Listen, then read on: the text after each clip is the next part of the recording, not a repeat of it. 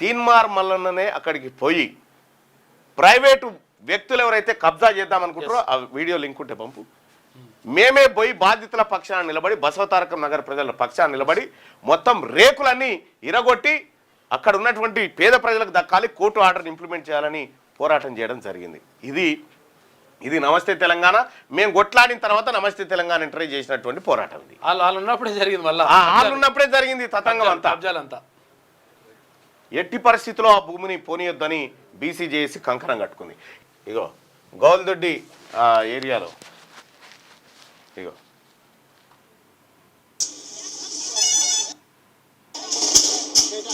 ఆ రోజు రాత్రి లేకపోతే ఆయన కథమైపోయేది. అది ఇగో జేసీబీలు గీసీబీలు పెట్టి తీసుకొస్తే అక్కడికి మేమే పోయి బీసీజేఏసీ ఇగో మేమే నాయకులం పోయి వాడు వాచిన రేకులు వాన్ జేసీబీలతోనే గులగొట్టిపించినాం.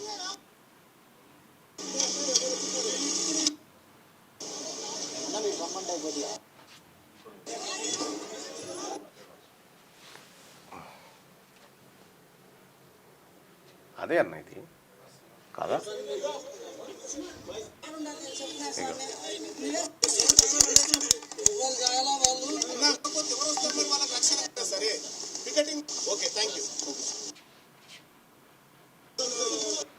పోలీసు వాళ్ళని పిలిపించి అక్కడ ప్రజలకు కావలిగా పెట్టి ఆ కార్యక్రమం అంతా నిర్వహించడం జరిగింది.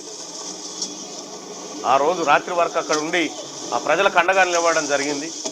ఇది గతంలో కేసీఆర్ సర్కారే మింగుదామని చూసింది. ఇప్పుడు కేసీఆర్ సర్కార్ ఈ సర్కార్ కలిపి మింగే ప్రయత్నంలో ఉంటే అక్కడికి పోయి ఆ ప్రభుత్వ భూమిలోకి ఎవడు ఎంటర్ కాకూడదు, స్టే ఉందనేటువంటి విషయాన్ని గుర్తు చేసి అక్కడ దాన్ని ఎట్టి పరిస్థితిలో వదిలే ప్రసక్తే లేదు. ఇక రైట్గా ఇది కార్యక్రమం. అయితే నమస్తే తెలంగాణ ఇది నాంద సందమే అని చెప్పి చెప్పుకుంటే విచిత్రంగా ఉంది. ఒకసారి పోల్ని చూద్దాం. ఒకసారి మంగళారతి కార్యక్రమం అన్నట్టు అది మందిపేనిల కాడ మంగళారతి బ్యాచే కదా.